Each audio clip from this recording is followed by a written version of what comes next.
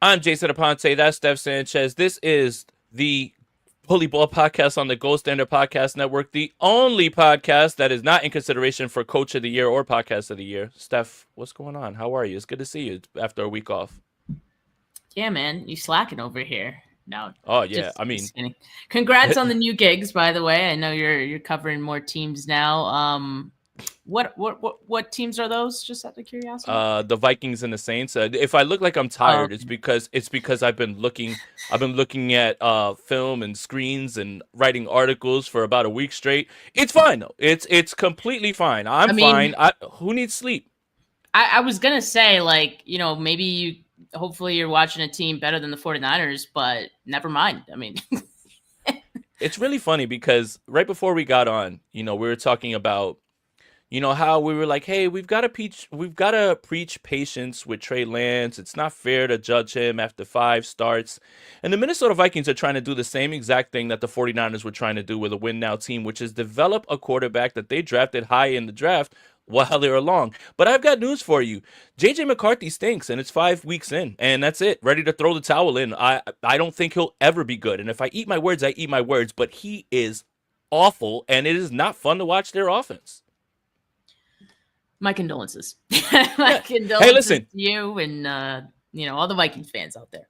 listen. Money is money. Money's It is money. what it is. Yes. But much like the San Francisco 49ers, who are 7-4, my fantasy team is 7-4 somehow against all odds in our dynasty league. Steph, how are we doing? How are we looking? Well, I'm in shambles. Like my whole team is absolutely in shambles. I don't know what happened. It just felt like the floor just fell from my team. I Bucky Irving went down, then Scattaboo went down. Uh and then the only running backs I have from there are Barkley, who's having a down year, and I also have Kamara, who's having a down year. Like, it's just not looking good for me. I went from running back being the strong part of my team to, now being, what's my record now? I'm 6-5. I guess I'm not that bad, but No. still it doesn't feel too good. You know what's funny is Saquon Barkley is averaging 15.9 PPR points per game.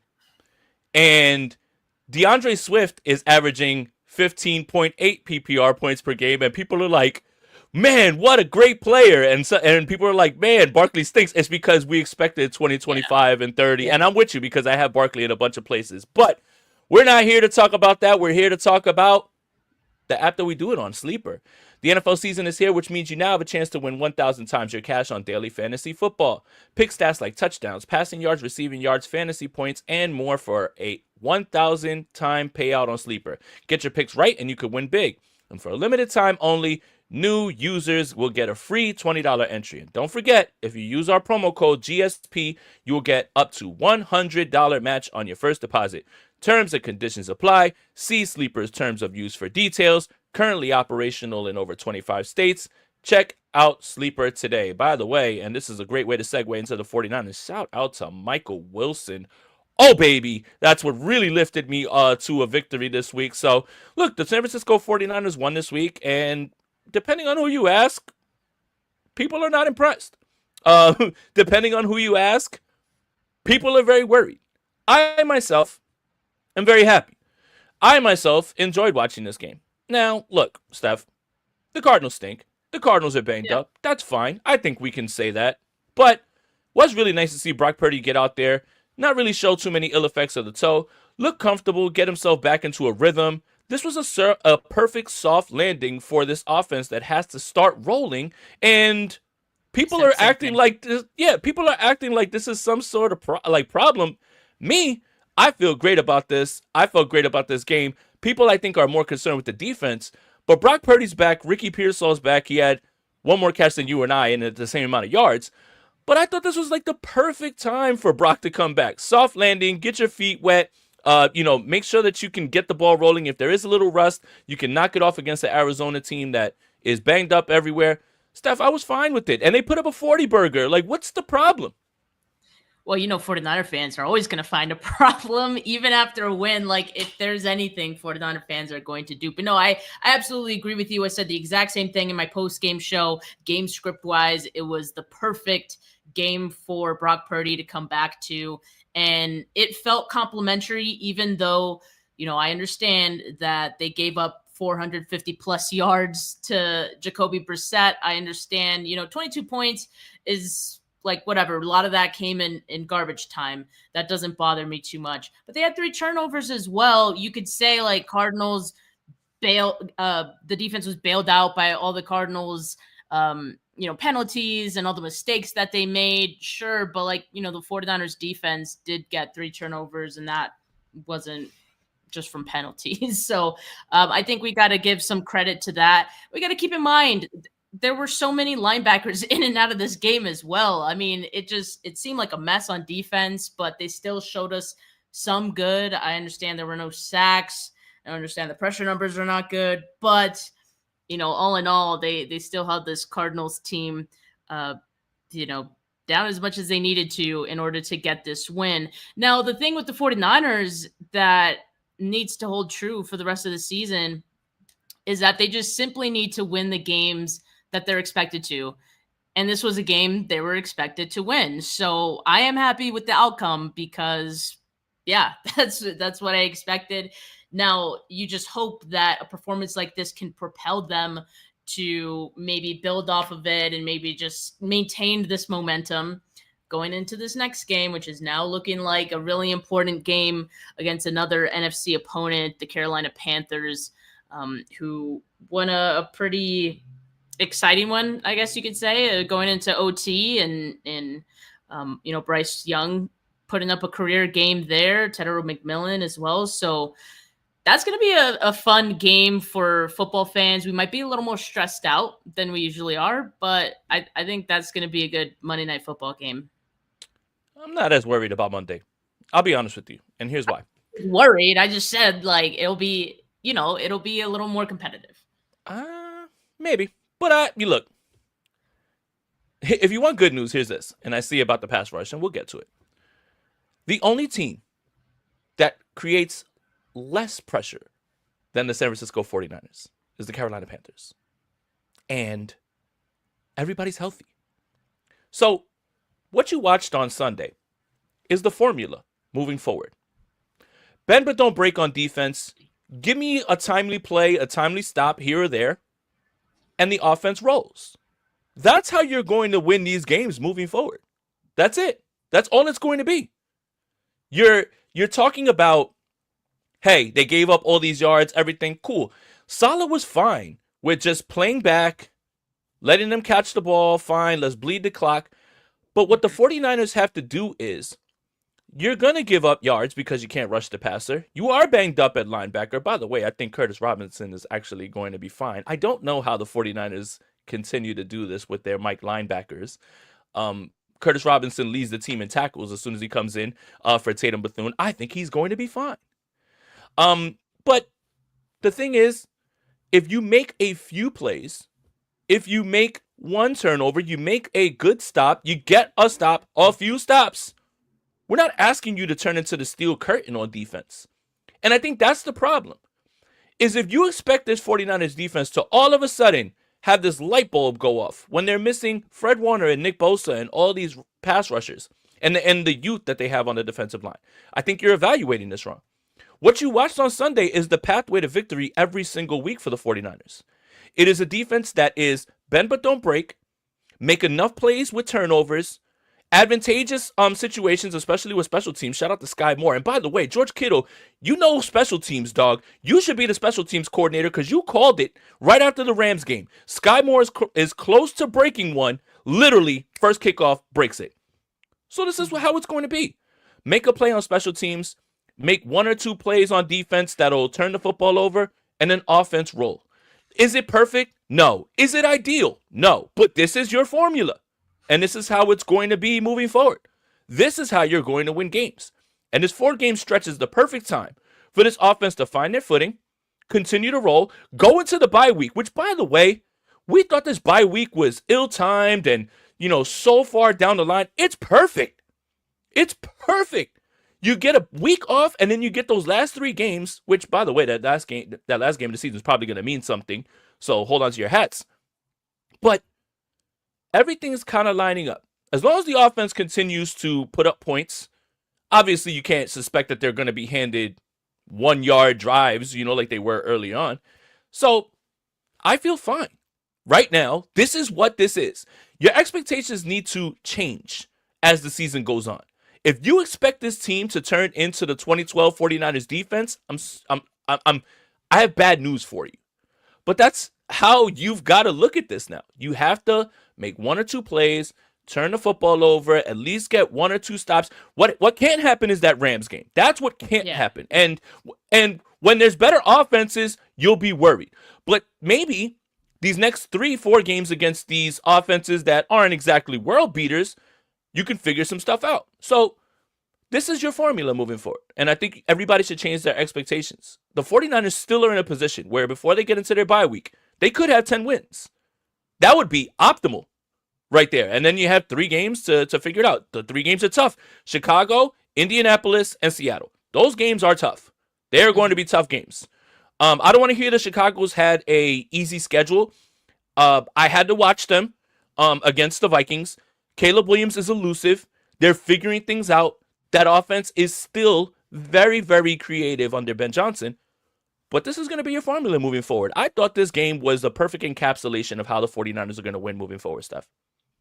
And I mean, it definitely needs to be the formula for the next 3 games, as mentioned. I think after that, it's going to be a little tougher sledding, but these next 3 are ones that you should still be expected to win.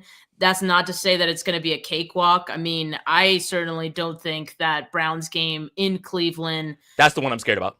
That one's scary. Like right before the bye week. So, these next 2, I don't think necessarily going to be a cakewalk. But if you stick to your brand of football on both sides of the ball, even let's say 3 sides of the ball, because you're mixing in special teams that's also been contributing to this 49ers success right now as well.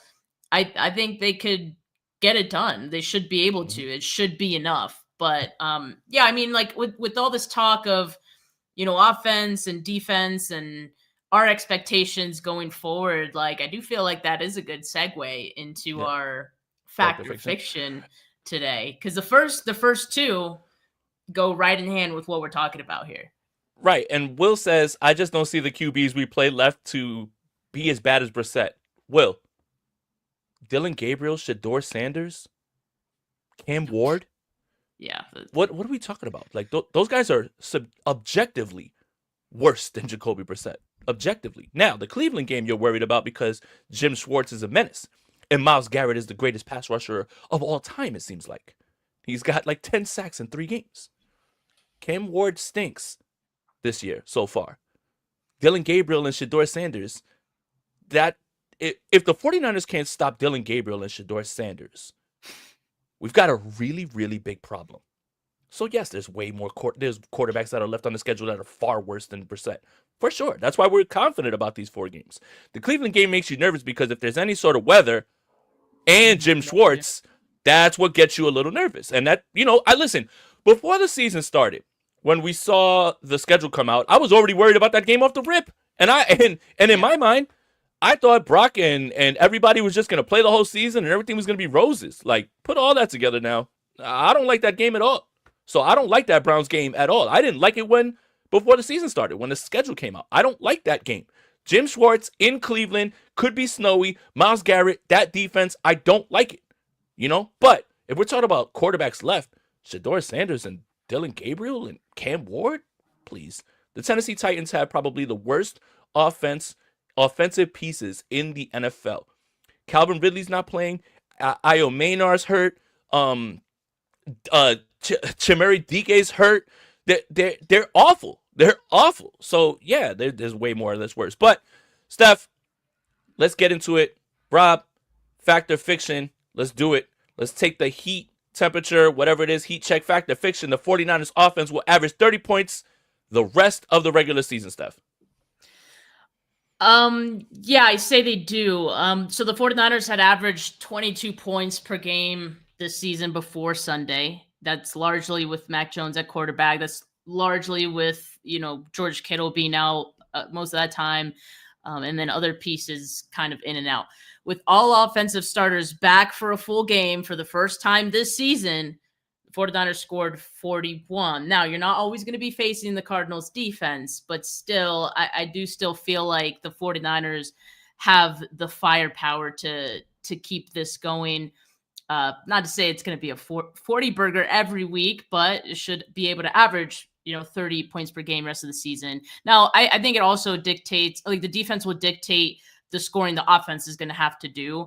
And I think with the conversation we're having, we know that they're going to have to score a lot of more points. The defense this season giving up 22.9 points per game, but in the last 3 games, 29.3, which I think is more in line with what should be our expectations going forward. And by the way, that is bottom 3 in the NFL in that span, the last 3 games. So the 49ers not only need to score at least 30 points, but I also believe that they can and they will, just with everyone being back and this offense getting back to doing what they are good at.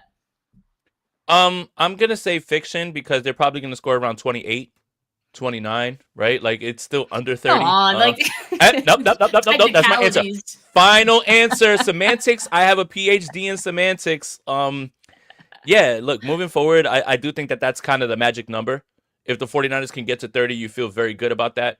With this offense, I understand that Ricky Pearsall had 1 catch for 0 yards, but what you see on film is somebody who still has gravity and people were paying attention to it, and he's still the best route runner on this team as a wide receiver. The second best is Christian McCaffrey. You need guys that can force defenses to say, hey, listen, this guy's going to beat us man to man, instead of it being, Kyle Shanahan creating that space. But they should be okay. Now, the problem is those last 3 games down the stretch, right? Indianapolis is a very good defense. Chicago's not a good defense. J.J. McCarthy made them look a lot better than they really are. There was many throws that could have been had.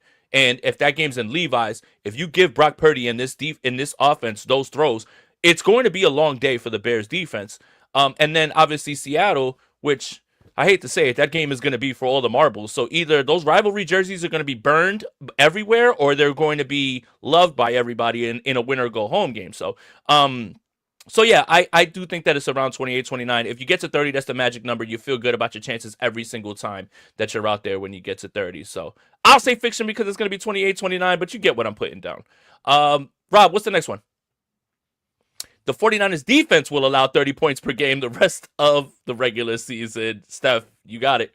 I say fact on this one. Whoa! I say fact. They held the Cardinals to 22 last week, but they've averaged 26.7 points allowed to teams with a record over 500. And really, and real quick, Steph, Zonovan Knight had a touchdown call back in this game too. Yeah, that was a big run. So listen. Matters. I mean, I know we don't, people hate near interceptions, but like the fact remains that was a long touchdown run. Keep going. And that was an awful play. It wasn't. Hey, listen, short. Like, come on, man. It was a bad play. It was a bad penalty, but I'll take it. Yeah, I mean, we'll take it any day, but yeah, the 49ers defense did not look good there. But yeah, they've averaged 26.7 points allowed to teams with the record over 500. And you got to keep in mind, like, really that week 1 game against the Seahawks where they held them to 13 is doing some heavy lifting in that. So it'd be like 20, almost 30. It's like 29 something if you take that game out of the equation. And then also you got to, like, the defense, not only are they dealing with the loss of Bosa and Warner, but it feels like every single week, like, they got something new going on, and just like one guy in and out, like, one week to the next, right? So I feel like that's going to continue. Tatum Bethune's the latest, right? High ankle sprain. He's going to be out a few weeks. I do agree with you, Jay, that I don't think, like, the drop off from Bethune to Curtis Robinson, like, there's not really a drop off there. Negligible. It's not, it's not going to be the drop off from, like, Warner to Bethune, right? But even still, I think we just have to take all of that in consideration, and just the fact that they're getting so far into their depth that any more injuries could, you're taking the bottom off of this defense, and we're already pretty low on that. So I do expect that, yes, like, I could see an average of 30 points per game being given up by this defense. They'll have some good games, but I'm just saying on average, like that's what it'll be by the end of it. I'm going to say no, and here's why. That Tennessee game is going to drop the points down, right? Unless the Colts go out there and they put up a 50 burger and they bring it back up, which Hey, Jonathan Taylor, man. Jesus Christ, Jonathan Taylor, dude, like enough, man. We get it, man. 3 touchdowns every game, enough, man. You know, I'm going to say, like, with this stretch, right, the Browns are probably not going to score more than 20, right? That offense is anemic. Not. Yeah, I mean, I swear to God, if you let Dylan Gabriel and Shedeur Sanders go off on you, I am going to let it fly from the tower. You know, Tennessee's offense is trash, and those are 2 of the teams that are on the docket that are left. Carolina, you know, I'm a little nervous about Carolina's offense because of what Dave Canales did this last game with Ted McMillan and moving him into the slot. That scares me a lot more because everybody is already picking on Upton Stout anytime that they can single him up. Against Tet, I don't like that at all, and I don't think that that's a recipe for success. But after that, you know, the three games at the end of the season are going to determine whether this turns into 30 points per game, and that'll be Indianapolis, Chicago, and Seattle. That's unless those guys go off for like 40, 45 each, I suspect that number is actually going to stay under 30 because of the games before. Remember, it's average out, right? Like, it's average out. So I'm going to say fiction. And Jason P., he had something about the penalty to McBride, Rob, if you want to put it up, because I have the perfect explanation for it. So Jason P says, what did that finger swipe under the nose penalty mean? I heard some breakdown from some West Coast podcasters, and I'm not sure they were right. They had some dirty old man explanation. Well, here it is. It's because from the East Coast, man, right here. Yeah. And I'll have the right one. And it's because they don't know ball, and it's because they don't know hip hop. That is banned because of YSL. The group that Young Thug is associated with, in which they go like this. And they just got off of a RICO. So the NFL decided to ban that with CeeDee Lamb doing that. No more of this because it has gang affiliations to it. See? That's why you come to me, right? Like, stop asking these old people about like why they're banning stuff like this. Listen, this is why it is. Look it up. Ask anybody. But that's exactly why it is. They don't want it. They don't want young people seeing anything that has any sort of gang-related ties. There it is. Good one, huh? All right, let's go, Rob. What's the next one? Fact or fiction? The 49ers will miss the playoffs if they lose to the Panthers on Monday. Steph, let's go. I say fiction because not necessarily. I mean, there's so many factors to this, and I don't think we could say this with certainty right now. It doesn't help them, obviously, but it really depends what else happens in the NFC picture. And right now, there are a lot of teams vying for a spot. Like which almost makes it frustrating, just the season that the 49ers have had, because, you know, if they were fully healthy, like they'd be at the top of the NFC right now, like pretty easily. But yeah, I mean, there's a lot of teams in it, including the 49ers. So yeah, it really depends what happens with those teams, what their schedule looks like. I mean, I wouldn't be giving up hope necessarily if the 49ers lost on Monday. No, I'm going to say no, and here's why. The Bears' schedule gets significantly harder, including a game that the 49ers will have against them as well, too. So you expect them to lose some games. Look, again, you can't fault the Bears for winning games because of a soft schedule.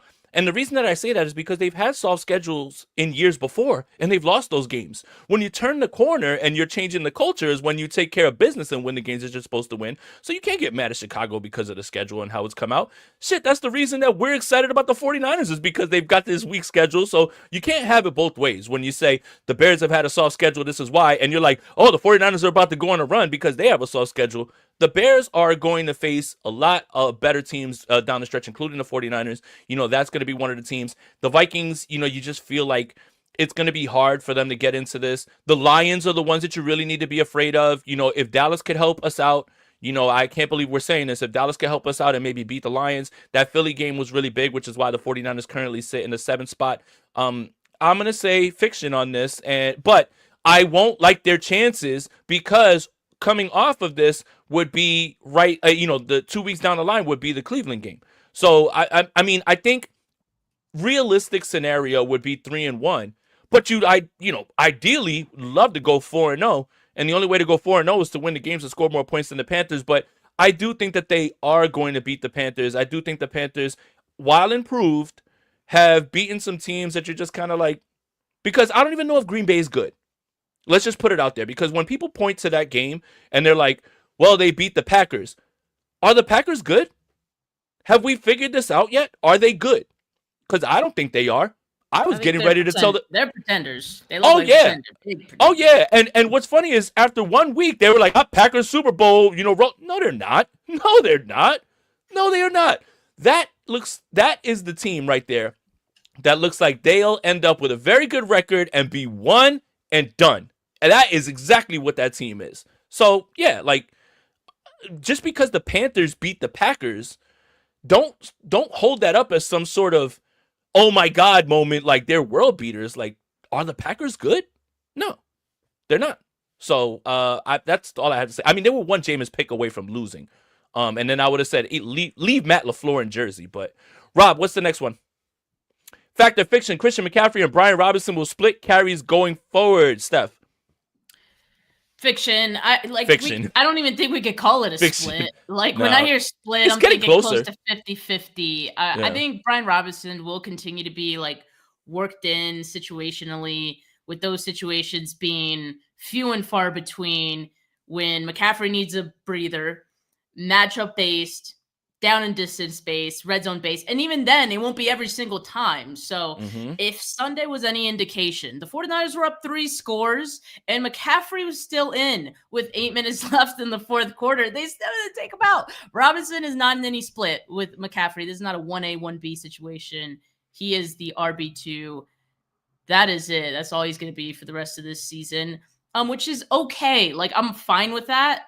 I'm okay with certain situations where he gets in there. And I feel like if the 49ers feel like he's having a really effective day and he's being productive, like, they'll give him more carries.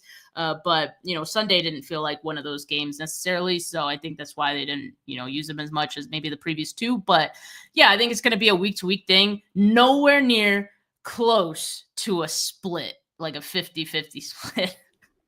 Yeah, this is 100% fiction. The only thing that would make this better, the fact that Christian McCaffrey still is leading the team in, carries, is if Jordan Mason was behind him and not getting on the field, because everybody was crying about that. By the way, now that I cover the Vikings, he doesn't play there either. No.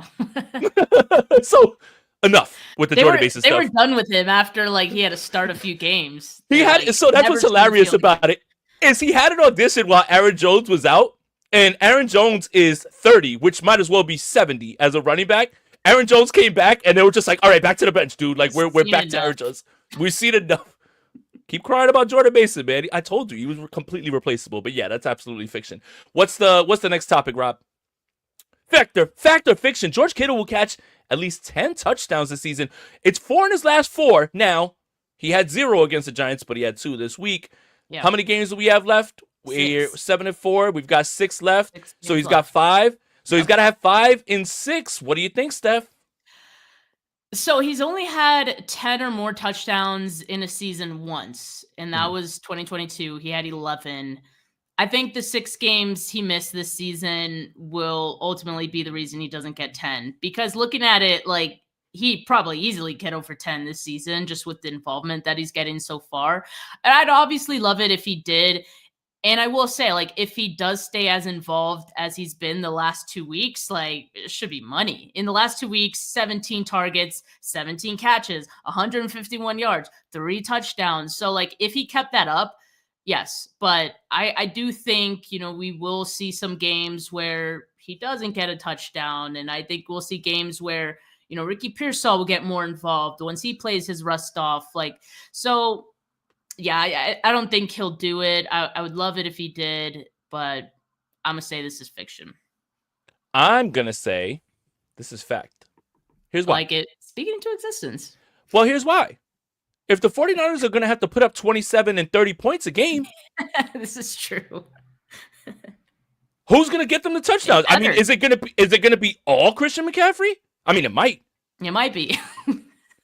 But it's fact. I think this is fact. If you're asking this offense to put up 27-30 a game, do the math. It's got to be someone. It's going to be George Kittle, I think. And for him to finish the season with 10, Missing all those games That'd be very impressive.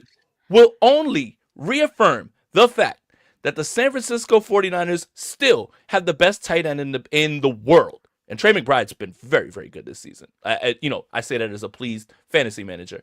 But yes, 10 touchdowns is absolutely on the table because we're expecting all these points down the stretch.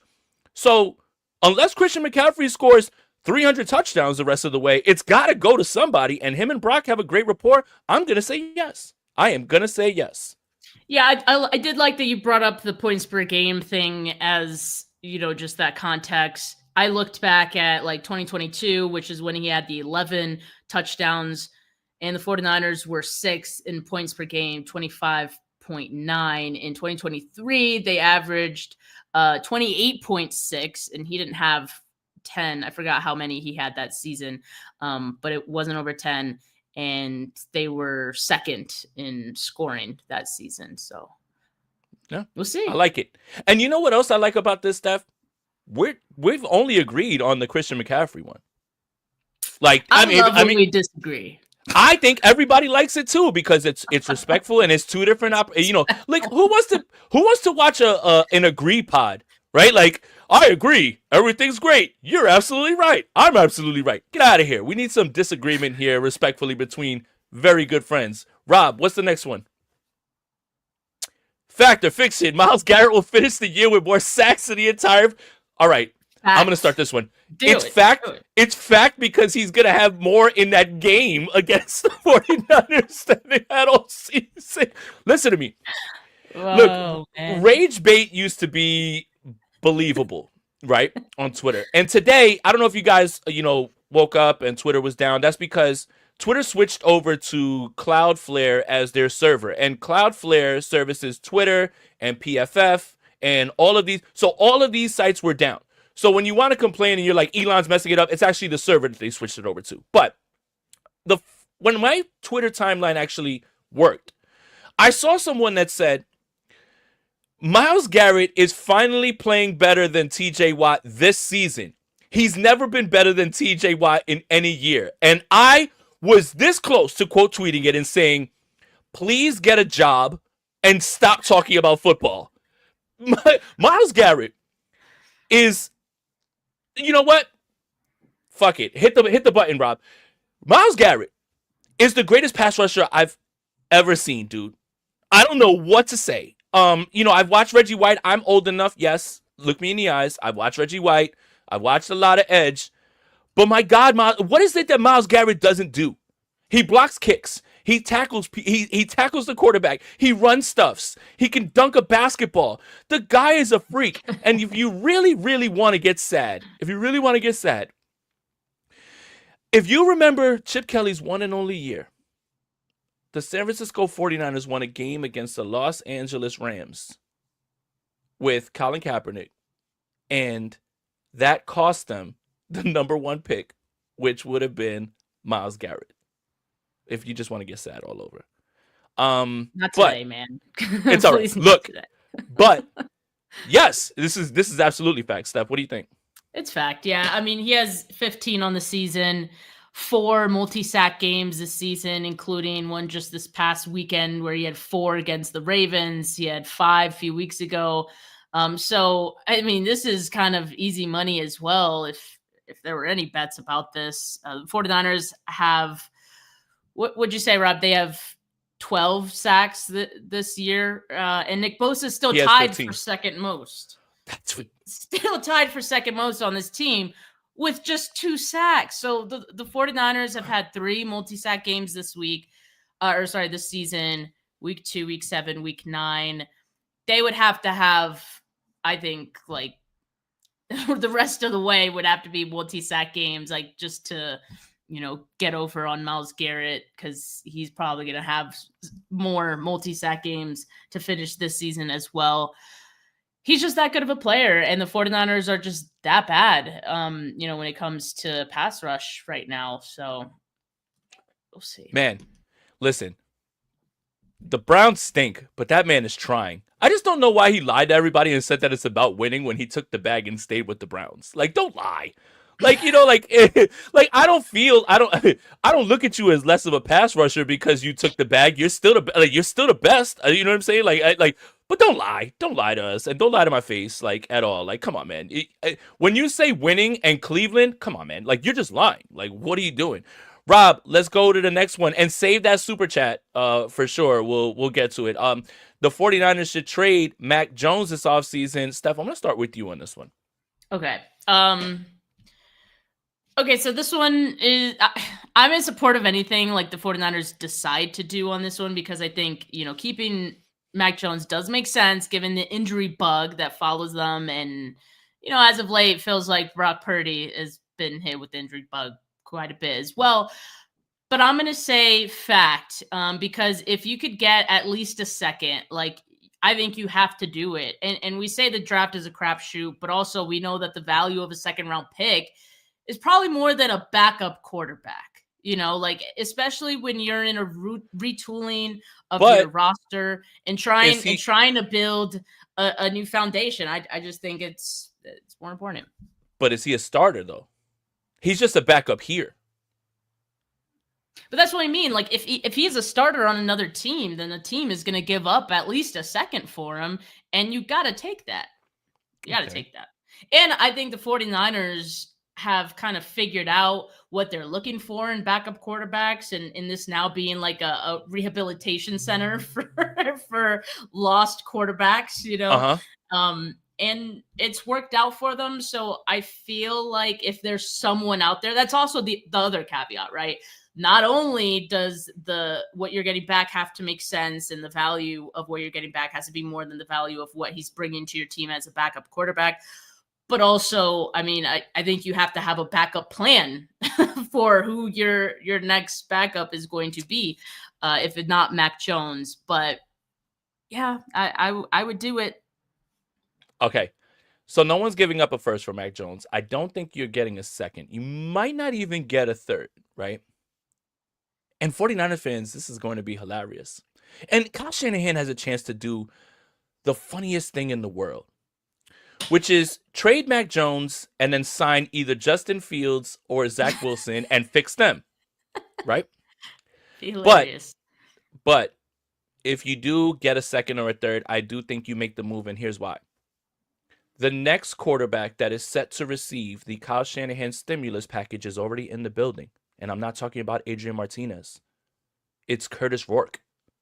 He is the perfect Kyle Shanahan quarterback. I called that draft pick right before the draft, and it happened, okay? Look, you look at the way that Brock has unfortunately been injured. It's nice to have somebody who can operate the offense the way that Mac does. But if you're looking you have to restock the cupboard. If you can get yourself a third, you take it, and because you need to address linebacker, you need to address secondary, you need to address safety, you need to address pass rush, you need to address offensive line. Like, what doesn't this team need to address? But your backup plan is in the building already. It's in the building. I like that. It's Curtis Rourke. I forgot about him. Like, that's actually a great point, and almost makes the point even further that they should feel comfortable trading Mac Jones this offseason. I just feel like it's an easy decision. Now, the question becomes, who's the team that would, dish out something for Mac? I mean, of course, who cares? I mean, of course it cares. Well, listen, look, Kyler Murray is such a jet that Kyler Murray's such a jet. That's done. Kyler's a jet, so they're out. But it does feel like Curtis Rourke is the next guy, right? Like, a lot of people didn't know much about Brock Purdy, right? Last pick in the draft. Like, people who watched Iowa State knew. I watched Curtis Rourke. My father went to Indiana. I watched him. And when I was watching him, and I put out a tweet just being funny, where I was like, try and stop Kyle from drafting Curtis Rourke. Bang. and that was months before the draft. Curtis Rourke's the next guy to get the Kyle Shanahan stimulus package. And if you want to, and you don't feel comfortable with Curtis Rourke, then do the funniest thing possible. Sign Zach Wilson, fix him. Sign Justin Fields, fix him. Make them the next guys. Because then the only person that he wouldn't have been able to get anything out of is Trey Lance. right? Because you got it out of Mac, right? You got it out of Mac, but it's just for me. I do think that if you're able to get a second or a third, which I don't think you can, I think we're massively overvaluing him right now. When it gets to that fourth or fifth, then maybe you hesitate a little bit because Mac is a very good backup quarterback. I think that he's elevated himself to a starter. But I do think Curtis Rourke is fine, man, and I do think that that's the plan. Like that's been the plan all along. Like that they're ready to roll with him, and he's a big guy. He processes the game the way that Kyle wants. He sees the game that Kyle wants him to see it. I would be okay with it because I do think they do have plans for Curtis Rourke. And Rob says Sam Darnold went for a second and a sixth after his Jets tenure. I understand what you're saying, that maybe we're overvaluing him, but teams give up a lot for quarterbacks because it's just such a premium position. And who else really is going to be available that's a viable option to be a starter for your team if not Mac Jones? Like, who else as a free agent? There really isn't anyone else. I mean, you mentioned Justin Fields and Zach Wilson. I don't want those guys, you know? No, like, I'm just saying it would be a great bit. Like if he ends up with another quarterback from that draft. Well, yeah, no, I know what you're saying, but I just mean like from the cost standpoint, I think a team would be willing to give up a second. The question is, do the 49ers, like, would they be willing to take that? Because the 49ers also overvalue their guys even further. But I would do it if I were them. Yeah. All right. Good talk, man. Curtis Rourke, by the way. Maple Missile. Stop playing with him. Maple Missile is crazy. A Canadian, Indiana Hoosier, man. He's got it all, man. Rob, what's the next one? Fact or fiction, Robert Saleh will be the 49ers defensive coordinator in 2026. Fact, because I believe in manifestation, and I love that. We need him for 2026 when we're full squad on defense, man. Yeah, and you have to start to think about what jobs are going to be available, right? Look, I think Robert Saleh's end game, and many everybody as a coach, basically, their end game is to really be, I want to be a head coach. Arizona, possibly, because I think they have defensive pieces for sure. Just who's going to be their quarterback. Who else is gonna, have a chance? Cleveland, they're gonna be firing anybody. I don't think anybody wants to go there. The jobs are not necessarily appealing. The Giants, I think that's a good one. The Giants are but does he want to go back to MetLife and deal with that media that was already, unfairly judging him while he was with the Jets? But I think, and that's what's crazy to me, is I think the Giants is the most appealing job for anybody moving forward, based on the defensive pieces that they have. They have a quarterback, they have young guys, right? Like that is the most appealing job. However, I do think that if they really want that team to move forward and they want to develop, they need to get an offensive guy in there. Now, having said that, I do think, totally. Yeah. No. Listen, you talking about manifestation. I'm talking about, yeah. Now, what's funny is the guy that I think that they should hire, and I even after saying all that stuff about, offense, is Jesse Minter from the Chargers. But you bring over an offensive coordinator that can get his hands on, Jackson Dart-Paws and make sure that he can, push him forward. But, the Giants have too many defensive pieces to not have a defensive guy. But I just think that they'd look at a fresher, hotter name than Robert Saleh. So I think they definitely would like to go defensive minded because you got to whip Abdul Carter into shape. You have Brian Burns, who still leads the league in sacks at this moment. You have pieces. Kayvon Thibodeau's still there. You have pieces. The problem with the Giants defense isn't talent. It's a shit scheme. So I do think that is a very appealing job for the Giants. I am going to say it's going to be a defensive guy, but I'm not going to say it's going to be Robert Saleh. I'm going to say fact because I believe in manifestation. I believe in affirmations. When I wake up in the morning, I look at myself in the mirror and I say, you are enough. You deserve love. You are somebody. And this is the type of stuff that you say into the mirror and you hope that it comes out. Not Candyman, Candyman, Candyman. It's all of the things that you want to say and that you want back from the universe. What you give out to the universe is what you give back. There is your spiritual talk from Steph and I. Rob, do we have any more? Okay, if week 18 matters for the 49ers, they will miss the playoffs. Fact or fiction? You're going first. Oh, come on. I knew you were going to do that. You're going first. I'm taking the easy way out. You're up first. Don't hate me, guys. I'm gonna say fact. Just because like the injuries to the defense, I think will make it very hard for the 49ers to stave off the Seahawks offense and have a performance that you had in week 1. Like I was already saying, if you go back to the week 1 episodes and on my own podcast, I was saying like Seahawks week 1 is a blessing. It is a blessing. They were still figuring some things out. Yep. They had who's their safety, Nick Emanwari, and now they're using him the right way. Now they know exactly. So like they were still getting things together. Now it's really clicking, and we saw it even just a few weeks after that week 1 game that it was starting to click, and we're like, oh, thank God, we already played them once. You saw it last week against the Rams. I mean, Sam Darnold threw 4 interceptions, and they were right in that game with the Rams still. That's what's so odd. Like everyone was making fun of the Seahawks and Sam Darnold for having 4 interceptions, but why was the game still so close? You know what I mean? Defense is really good. That's what we need to be focusing on right there. So yes, I think it would be a little too much for the 49ers to get over on the Seahawks in that game. Like I'd have to see vast improvements from the current crop of defensive players that are playing right now for the 49ers that are still healthy to believe that they could do it. Otherwise, yeah, I'm gonna go fact. I'm sorry. All right. Can we add this caveat? And I'm gonna give it to you first too. Like I'm gonna add this caveat. What if week 18 isn't a win or go home game, but it still matters because of seeding? So like Rob, and put it on the screen. Rob, do you mean if week 18 is a win or go home game? Or if it because it can matter and not be a win or go home game.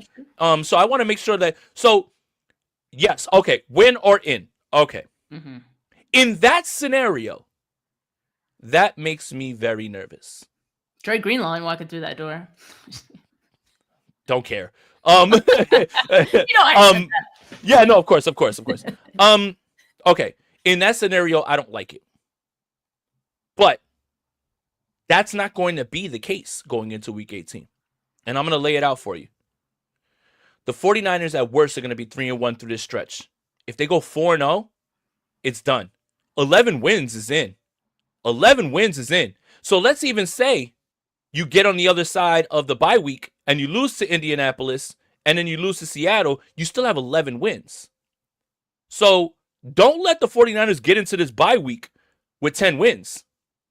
Right? And then you just need 1 more out of 3. And you just hope it's not that last one. So I'm going to say fiction because I don't think that game is going to happen and it's going to be that way. I think the 49ers are going to have 11 wins already right there. So I think... That's not what the question was, though. Listen to me. It's not going to happen. Listen, it's a hypothetical. It's fine. Whatever. I'm taking the easy way out. That's not what's going to happen, though. Man. Okay, so... I do agree that it's not going to happen. That wasn't the question, but to just go over the Seahawks schedule as well, because I think similar situation, like they already have a better record than the 49ers, and I think they're going to be able to win their next few games as well. Their next few games, or the remaining games, at Tennessee, at home against Minnesota, at the Falcons.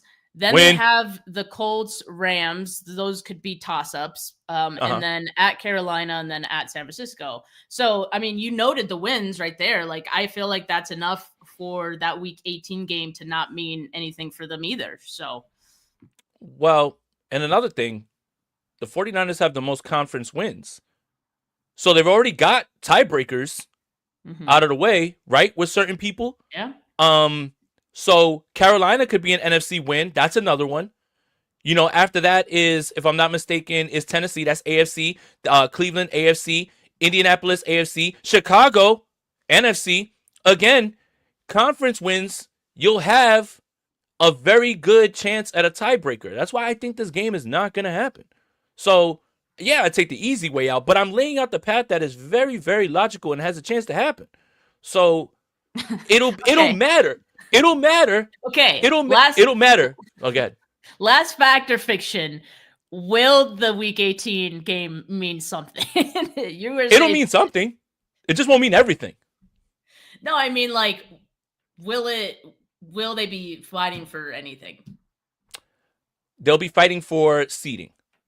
I mean, either way, where the 49ers land is going to be a road game regardless. I do think the San Francisco 49ers want nothing more than to find a way to have their first game be against the Rams at SoFi. I think there's something. Yeah, listen to me. They're sickos. They're Well, sickos for that. Well, that's exactly the type of game that you want to be in because nobody's going to pick you to win. And it'll be the third time. And, the offense will be healthy-ish, hopefully, by then.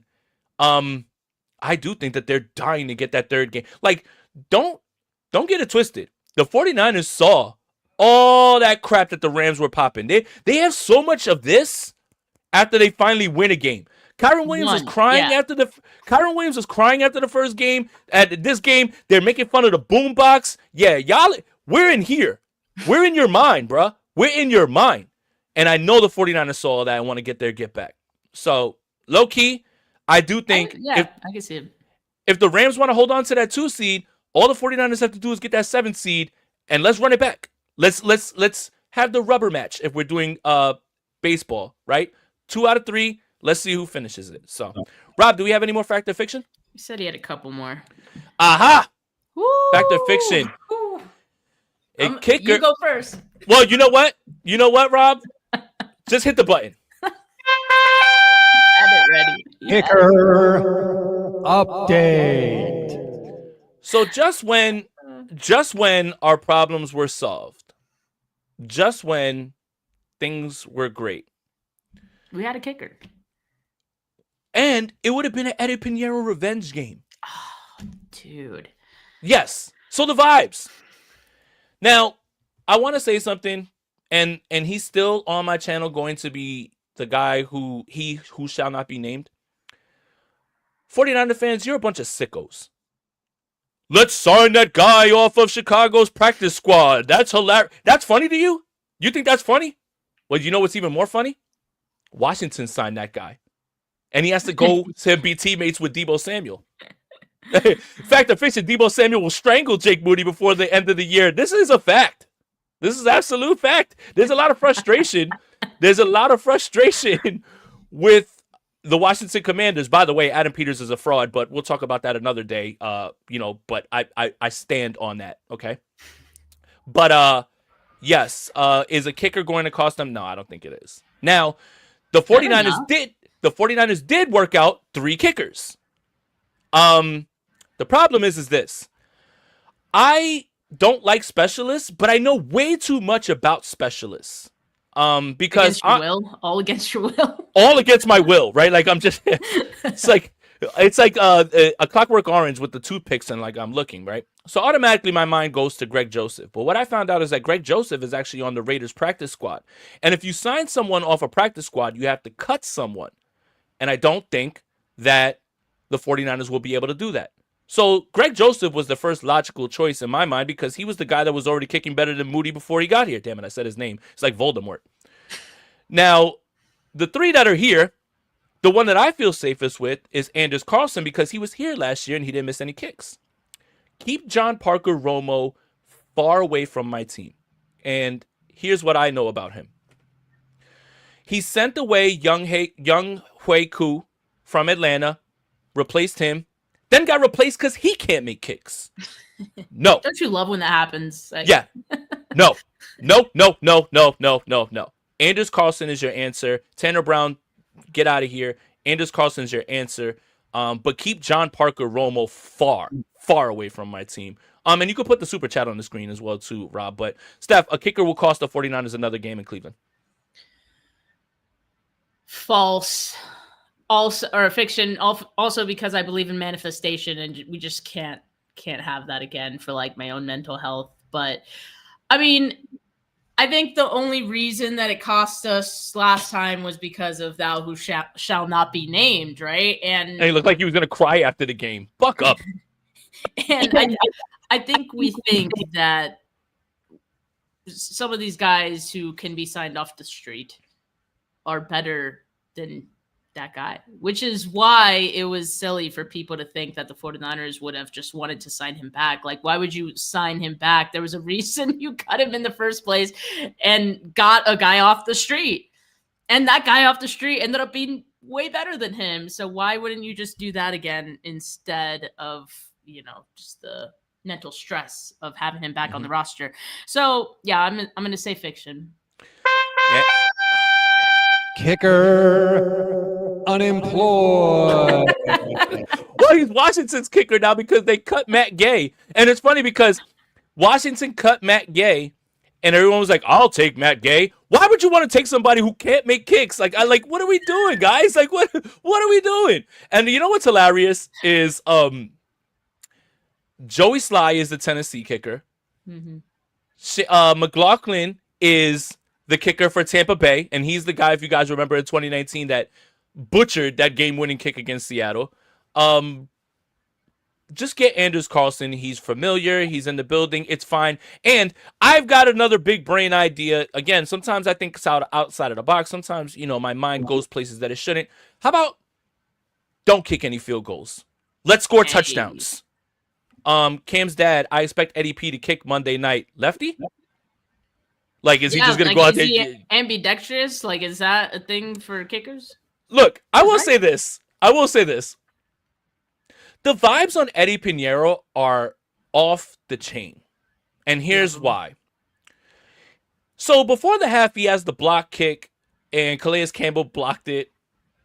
And obviously they called it back, and he kicks again. He makes the kick, and he's yelling at 6'7" Calais Campbell. That's why he yelled at him. Yes, who would pick him up and snap him in half.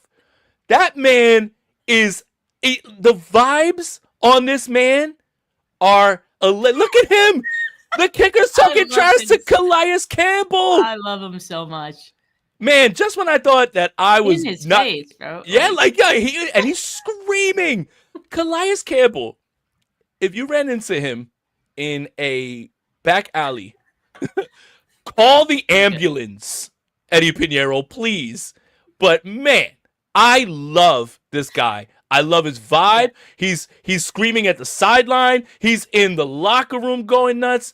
Man, of all the things that have happened this season that have been negative, right now, one of the really, really big bright spots is Eddie Pinheiro, man. And you found him off the street. I'm just saying, if Eddie was the kicker last season, I think him and Debo would have had a handshake. Like, that's it. They would have had their own handshake. They would have been homies, like the whole thing. A handshake, man. They would have had dances, like, you know how Kendrick Bourne and Ricky Pearsall, like they would have had a dance, everything, man. It's so funny how a guy like that, he just has aura, right? He just has aura. Which is crazy. Like, that's crazy for a kicker to have aura, right? Like he's like that guy from The Replacements. Remember the guy, the Scottish guy or whatever, or the Australian, and he's doing the dances after the kicks and everything. Like, it's so fun to watch him kick, and I think that's what makes me more sad, besides the fact that he makes all his kicks. I mean, I think the extra point thing is because it's too easy. He just needs to kick it out from further. Like, he's just like, man, I don't want to do this. Like, but yeah. Shout out to Eddie Pinheiro, man. Hopefully you get back soon. But yeah, sign Anders Carlson. Keep Parker Romo away. Please do not sign him. Please. Hope I'm wrong.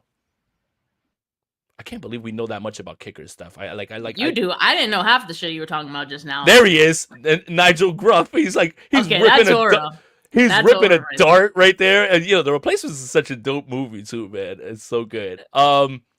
Well, I guess that'll do it for this episode of Bully Ball on the Gold Standard Podcast Network. Shout out to everybody that's in here. Make sure you like this video, subscribe to the channel, subscribe to the Gold Standard Podcast Network wherever you get your audio podcasts. Make sure you follow Steph on Twitter at Steph49K. Follow me on Twitter at JasonAponte2103. Steph and I have YouTube channels too. If you might want to hit that subscribe button, notifications, all that. Run that hype up on the videos for us because, we both do some good work over there as well, too. Steph, the San Francisco 49ers are 7-4. Like I said, going into the bye, they are going to be 10-4. And that Week 18 game is going to mean something, but not everything. So, you believe in manifestation? I sure do. This is the manifestation episode. You're welcome, 49ers fans. For Steph, for Jay, We're out here. Peace.